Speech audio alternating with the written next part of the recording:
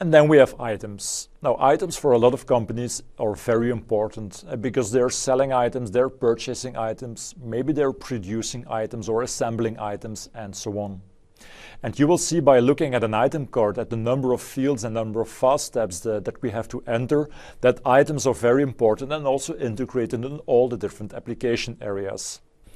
So an item by default is something physically. And here you can see an example with a picture, so a table. And besides items, you can also, of course, have services. So here the item card contains also a number of ribbon tabs like Home, Actions, and Navigate. And you can see, like I just said, quite a number of fast steps. So we have the item fast step, but there's also inventory. We have price and posting. There is invoicing. There is replenishment. We have planning. There is item tracking and warehouse.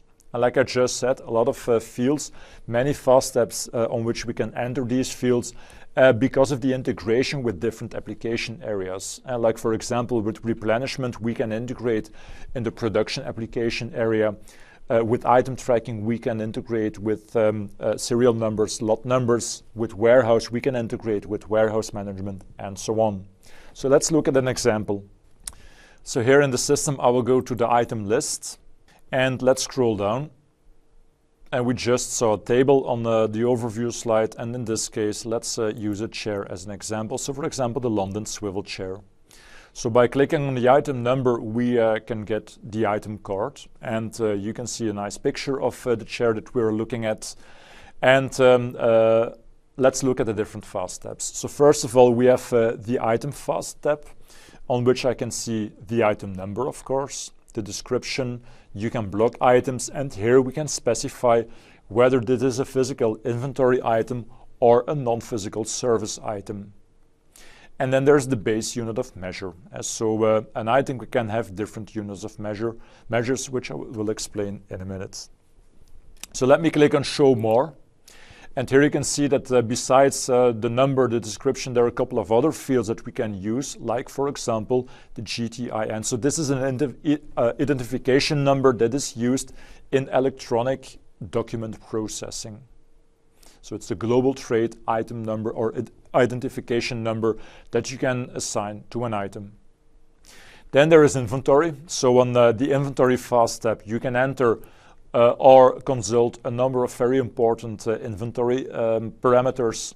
So like for example, the item category. So these are chairs, and you can enter item categories. And let me go to select from full list.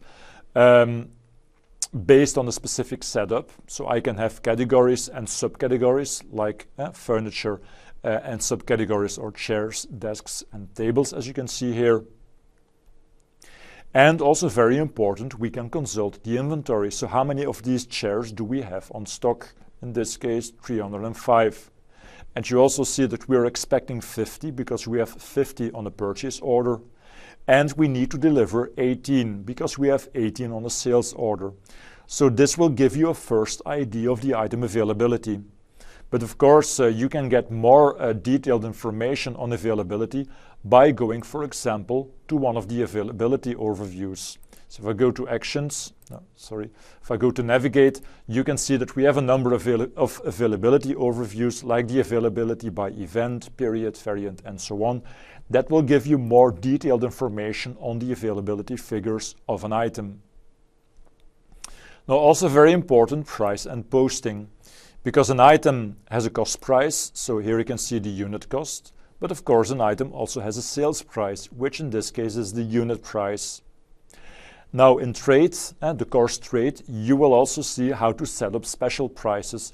So we can set up special prices for purchase, but of course you can also set up special prices for sales. So for example, if I would like to add other prices for specific customers or customer groups, I can do this by going to Set Special Prices and enter the prices here.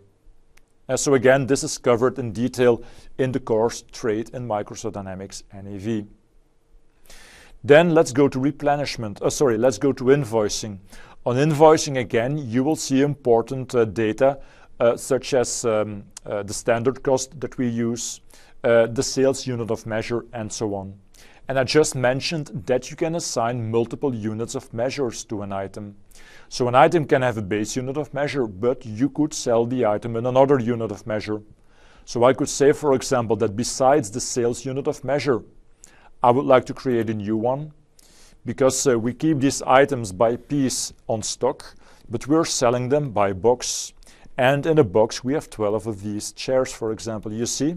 So by creating a new unit of measure and entering the quantity per unit of measure, so the relation between my unit of measure and the base unit of measure, I can now specify that we're selling this item by box. And this is what the system will now use by default in the sales document. Let's now go to replenishment. And very important, on replenishment, we can enter the replenishment system.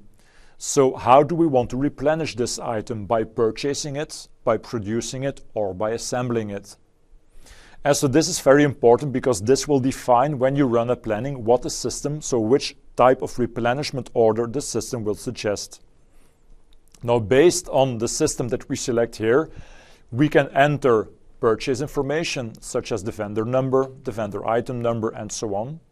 You can enter production information such as the linked production bill of material, and you can enter assembly information such as the assembly policy that you want to use for this item. Now, based on the replenishment system, you can then also set up planning, and you can use the planning fast step to specify if you want to keep the item on stock, and if yes, by which quantities you want to do this. For example, a reorder point of 50, and we only want to have a maximum inventory, for example, of 150. And so I can enter here now 150, which the system will now use when you run a planning function for one of the planning worksheets. Also, this is explained more in detail in trades. Then there's item tracking. So if your item should have serial numbers or lot numbers, you can assign an item tracking code, and the system will allow you to enter serial and lot numbers for each physical transaction. And then finally, we can enter a number of warehouse parameters, such as the warehouse class, the put away template, and so on.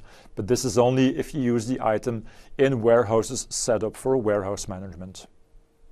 Before going to the last lesson of this module, you can first go to a practice in which you can create a new office furniture item.